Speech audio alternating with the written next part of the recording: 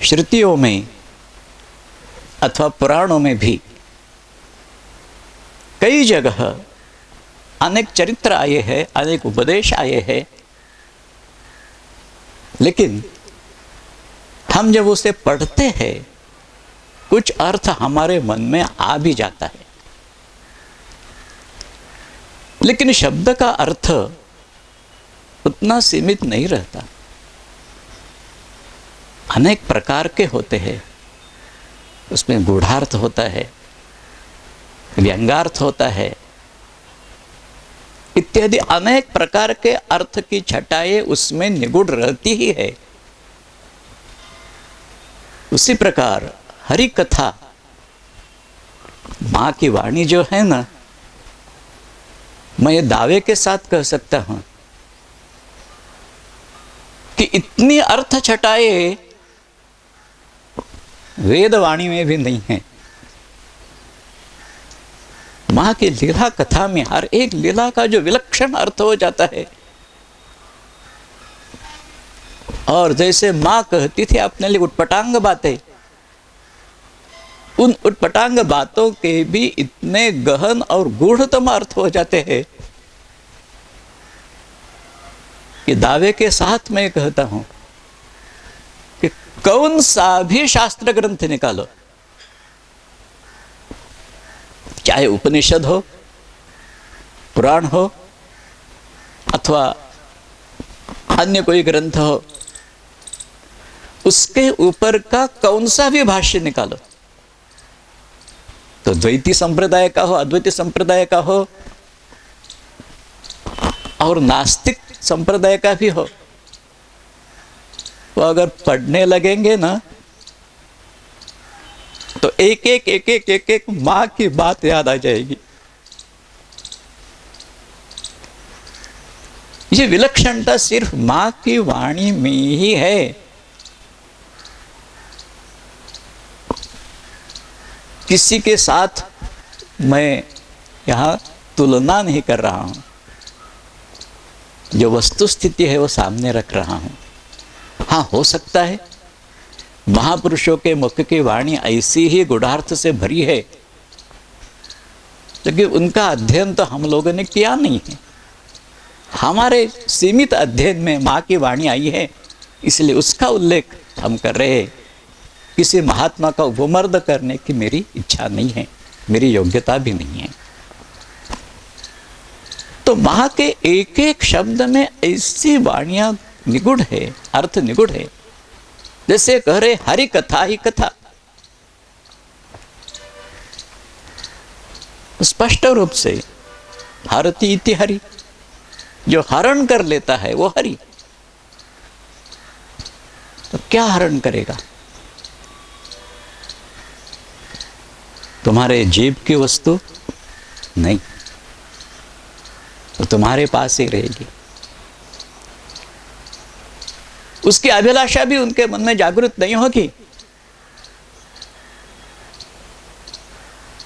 जेब के अंदर की वस्तु नहीं हरण करेगी, हरेगी सिर्फ तुम्हारे अंदर की वस्तु, जिसको तुमने किसी दूसरे के साथ लगा दिया है। हमारे तत्वज्ञान की दृष्टि से मिथ्या अहंकार उत्पन्न करने के बाद अहंता के साथ ममता भी उत्पन्न हो जाती है, और हम अपने को उन सब के साथ जुड़े हुए रहते हैं, बांट देते हैं। तो हमारा वहां की जो लगन है हमारी, उसी के साथ जो हम लगे हैं, उसी से हमें खींचकर अपने साथ जो जुड़ा देता है वो हरि है। कोई देवता विशेष नहीं, देवता विशेष भी है, फिर भी उसका दूसरा अर्थ यही होता है कि जो इस विश्व प्रपंच के साथ जड़ी हुई तुम्हारी सब वृत्तियां वहीं से खींचकर एक ऐसे महासागर में लीन करेगी, पूर्ण ब्रह्म नारायण अथाग महासागर, उसी के साथ निगुड़ कर देगी, जुड़ा देगी, उसमें पूरी तरह से मिला देगी। वो हरि है। इस दृष्टि से हम हरि कथा ही कर रहे हैं। हरि कथा ही कथा हमारे लिए वही है। स्वयं मां ने ही बता दिया है हमें ये कि वो ही कथा और कुछ नहीं। बाकी के सब वृथा। वृथा इसलिए कि उसका उपयोग कुछ नहीं है। कोई बच्चा समझो पढ़ाई कर रहा है, किसी विशिष्ट कोर्स उसी में वो लगना चाहता है, लेकिन कोई बुजुर्ग उससे कहता है कि अरे ये कोर्स क्यों कर रहा हो तुम, आगे जाके इससे तेरा कुछ फायदा होने वाला नहीं है, सिर्फ सीख लेगा इतना ही होगा, कुछ अच्छी नौकरी मिल जाएगी इसकी वजह से, ऐसा नहीं, अपना व्यवसाय अच्छा करने लगेगा इसकी वजह से, ऐसा भी नहीं, सिर्फ सीख लिया। ये वृथा है। परिश्रम तो जरूर है उसमें, लेकिन परिश्रम का जो फल चाहिए वो फल मिलने वाला नहीं है, इसलिए वो वृथा है। और बाकी के बातें जो हम देखते हैं, जैसे अभी मैंने कहा कि जो कोर्स नहीं करना चाहिए वो किया, उससे फल तो कुछ नहीं मिलता है, वृथा है। लेकिन हरि कथा के बिना दूसरी कथा अगर हम करेंगे ना तो सिर्फ वृथा नहीं है, व्यथा भी है। क्योंकि अनंत काल तक जन्म मृत्यु के चक्र में फंसे हुए दुख की अनुभूति 84 लक्ष योनि में से घूम कर करते ही रहेंगे हम, इसलिए वो व्यथा है। इसलिए अब यहां तक हमारे जीवन में बहुत अनुभव कर चुके हैं हम लोग, जिसे हम सुख के क्षण समझते थे, जब उन क्षणों में हम गुजर रहे थे तब ऐसा ही मानते थे, कितना आनंद, भगवान ने कैसा आनंद दिया है हमें। लेकिन जब वो क्षण गुजर गए हैं ना, सब उनकी तरफ देख रहे हैं, तो पता चलता है कि कहाँ है आनंद उसमें, कहाँ है सुख उसमें। उसकी परिणति फिर से दुख में ही हुई है। एक बार आनंदित हो गए, पुत्र का जन्म हो गया, बहुत आनंदित हो गए, कितने काल तक, स्थायी नहीं है वो आनंद। लेकिन जब जब हम मन में स्मरण करेंगे कि वो क्षण, जिस क्षण मां के चरणों में हम आए,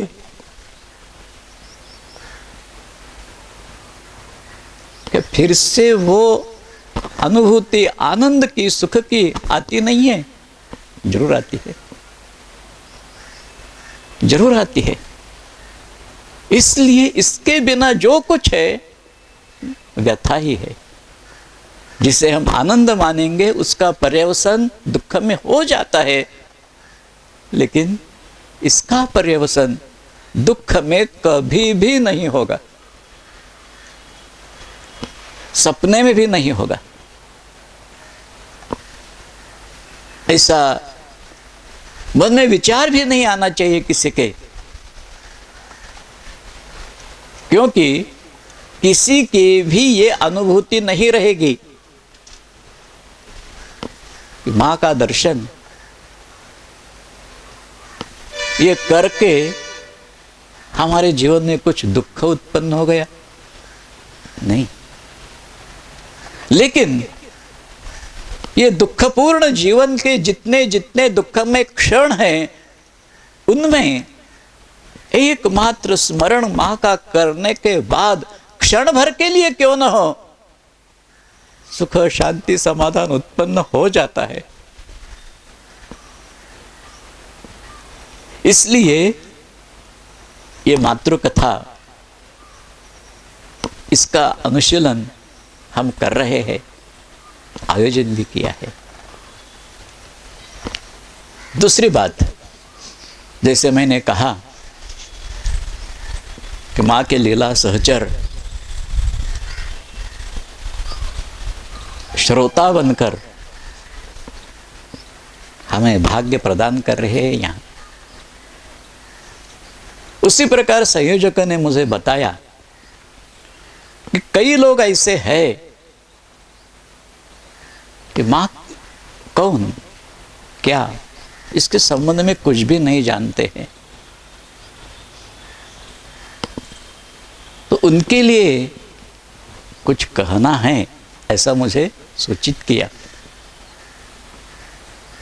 एक बात बताऊं आपको, सुन लिया मैंने ये बात, फिर भी उसका अनुमोदन मैं नहीं कर सकता। कौन जीव ऐसा है कि मां ने खींचे भी ना यहां के उपस्थित हो सकता है?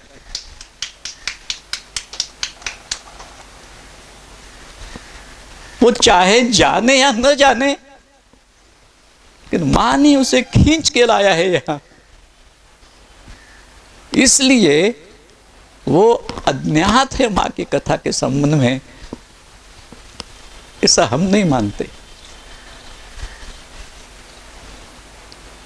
हर एक के अंतरंग में वो ही विराजमान है और उसी का दर्शन करते समय विलक्षण अलग अलग अलग अलग दर्शन मां के हो जाते हैं। इसीलिए मैं ये नहीं मानता कि कोई यहां ऐसे है कि जो मां के संबंध में कुछ भी नहीं जानते हैं। अपने संबंध में जरूर जानते होंगे।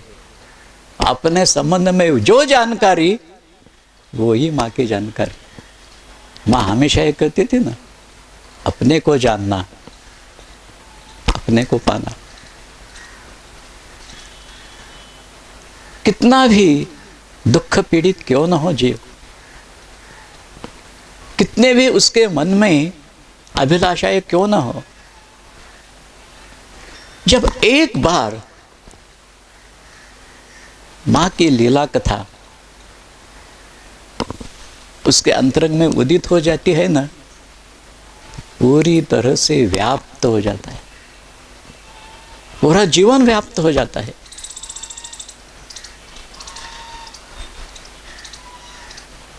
स्वयं मां के मुंह से ये बात कई बार निकली है, इस शरीर के पास जो आता है छोड़ के नहीं जा सकता, जा ही नहीं सकेगा। हाँ, बच्चे हैं, बचपना करेंगे, लड़ेंगे झगड़ेंगे, मां के साथ भी लड़ाई झगड़ा करेंगे, फिर भी मां हंसती रहेगी, जानती है मेरे ही बच्चे हैं ना, मेरे ही बच्चे हैं।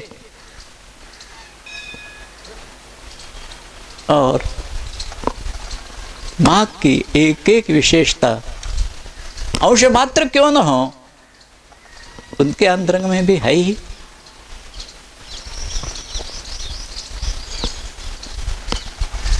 मां के संबंध में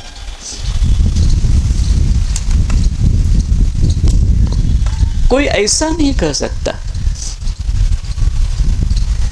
समझो यहां हम इस मातृकथा का सप्ताह आयोजित कर रहे हैं, उसमें जो कुछ कहेंगे उतना ही मां का लीला चरित्र है, नहीं।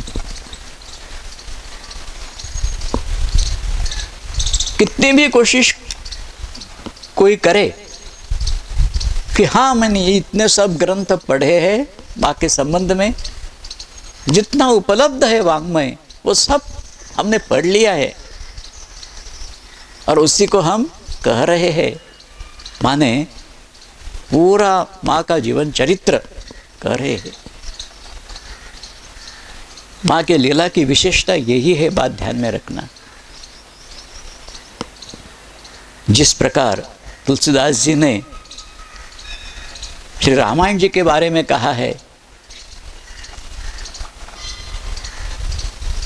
युगों युगों में फिर से राम कथा हो जाती है, रामायण फिर से हो जाता है। राम कथा का अध्ययन करने वाले युगों युगों में हो ही जाते हैं, उसका व्याख्यान वो करते ही है। लेकिन इदमित्थम कही जाय न सोई, ये राम कथा इतनी ही है और ये ही है, ऐसा कोई नहीं कह सकता। क्योंकि हर एक के अंतरंग में अगर हम झांकेंगे, उतनी क्षमता अगर हमें नहीं है, तो दूसरा जो कुछ कहेगा उसकी अनुभूति वो देखते देखते अगर जाना है ना, तो पूरी जिंदगी कट जाएगी, लेकिन बात नहीं खत्म हो जाएगी। हर एक के साथ उनकी कुछ ना कुछ विशिष्ट लीला है ही। मां के लीला चरित्र की यही विशेषता है। जितने मां के भक्त है ना, लीला सहचर्य भक्त है, उनको आप क्षण भर के लिए मौका दो और कहो कि मां के संबंध में कुछ बताओ हमें, तो हर एक के कथन में यह बात जरूर आ जाएगी कि उसके जीवन में एक क्षण कम से कम ऐसा उत्पन्न हो गया है कि उसने महसूस किया है कि इस दुनिया में सबसे ज्यादा प्रिय मैं हूं मां का। यही उनकी विशेषता है। इसलिए इदमित्थम ऐसा नहीं कह सकेंगे, ये इतनी ही लीला है, इतनी ही कथा है, ये सब पूरी बताई हमने, नहीं कह सकेंगे। गंगा जी में अवगाहन करते हैं, बस उसी से जो अनुभूति आ जाएगी अपने अंतरंग में, वही बाकी का गंगा प्रवाह वैसा ही बहता जाएगा। काल के प्रवाह में ये मातृलीला ऐसी कभी कभी दृग्गोचर हो जाती है और हमारे स्थूल दृष्टि से ओझल भी हो जाती है, लेकिन अगर कालातीत दृष्टि से कोई देख सकेगा ना,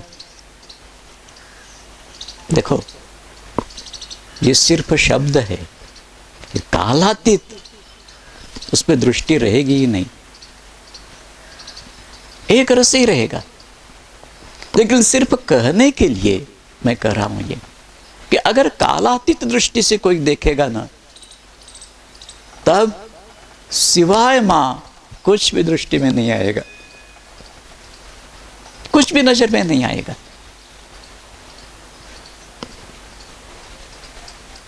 हम एक प्रकार से जैसे उत्पन्न हुए हैं ना, हमारी दृष्टि से, शास्त्र की दृष्टि से, कोई भी जीव किसी भी योनि में जो जन्म लेता है उसका प्राचीन कर्म जो है उसका फल भोगने के लिए ही जन्म लेता है। कर्म कर्तृत्व तो बुद्धि से करता है, इसलिए कर्म का फल उसे भोगना पड़ता है। हम ये सोच भी नहीं सकते, बिना कारण कोई आया है, भूल गया है, प्रारब्ध की सिदोरी साथ लेने के लिए भूल ही गया है, वो ऐसा ही आ गया है, हो ही नहीं सकता। आएगा वो अपना अपना प्रारब्ध लेके ही आएगा। कर्तृत्व बोध जब तक है, काल की परिधि में जब तक है, कालातीत जब तक नहीं है, तब तक ये ही चलेगा। ये कल्पना भी हम नहीं कर पाएंगे, इसके बदले कुछ रहेगा। लेकिन मां खुद कहती है ये शरीर प्रारब्ध भोग भोगने के लिए आया नहीं। इसी में एक बात मां स्वयं स्पष्ट करती है, ये शरीर प्रारब्ध भोग भोगने के लिए नहीं आया।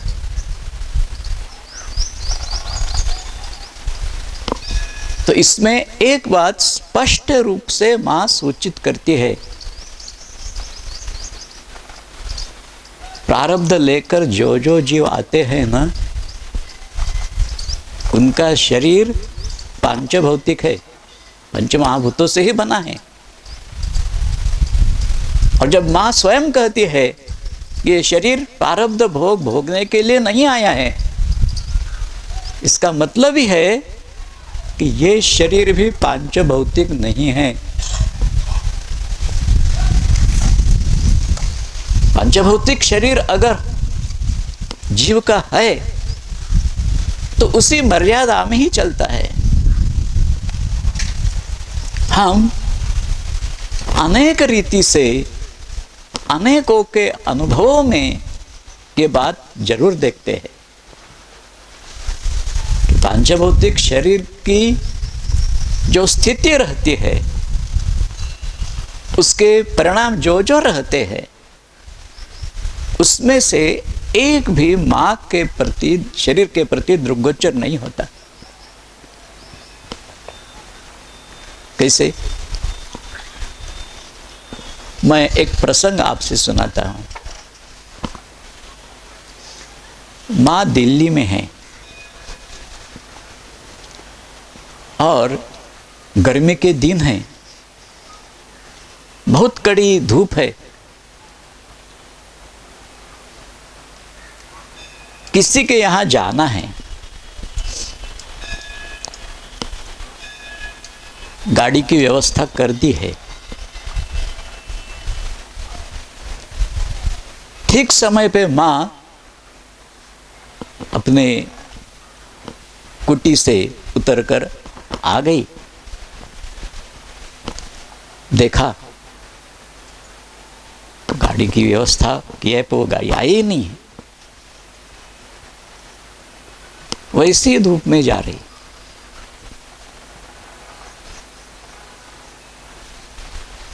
तब हमारे आश्रम के एक सन्यासी साधु,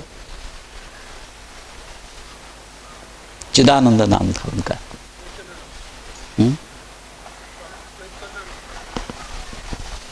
मैं चिदानंद जी की बात कर रहा हूं।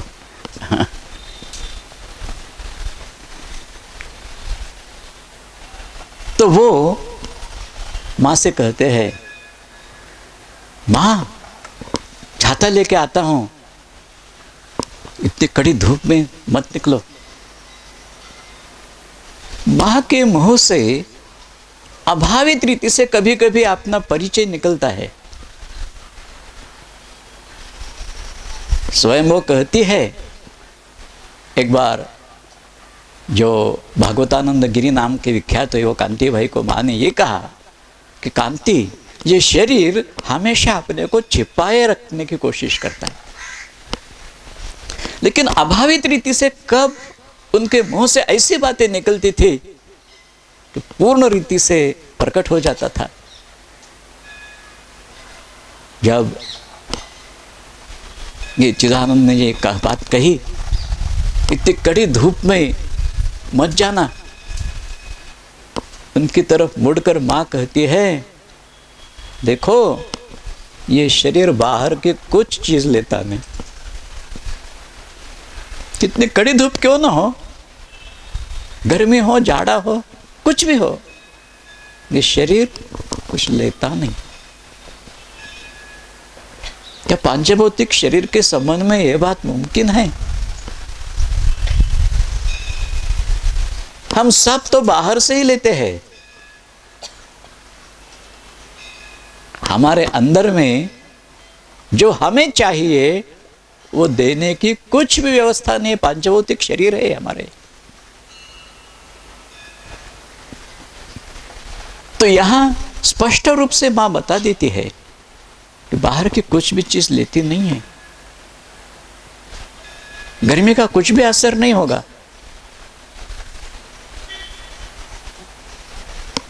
उस समय की और एक बात मुझे याद आती है,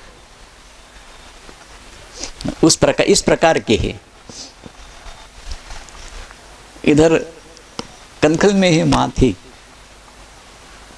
और ऐसे ही अपने ये नए भक्त निवास से पुराने आश्रम में जाना है। कड़ी धूप है, वैसी निकली। पारुल दीदी उस समय थी। पारुल दीदी मां से कहती है, छाता लाएंगे? निकल रही है। निकल रही तब हमारे मन में बात आई कि ऐसा मां ने कहा, इसीलिए जा सकती है। तब तक सच्चिदानंद स्वामी जी जो थे, उन्होंने अपना छाता खोल के मां के ऊपर छाया की। पारुल दीदी कहती है, रुको रुको रुको, मां का छाता लेके आते हैं।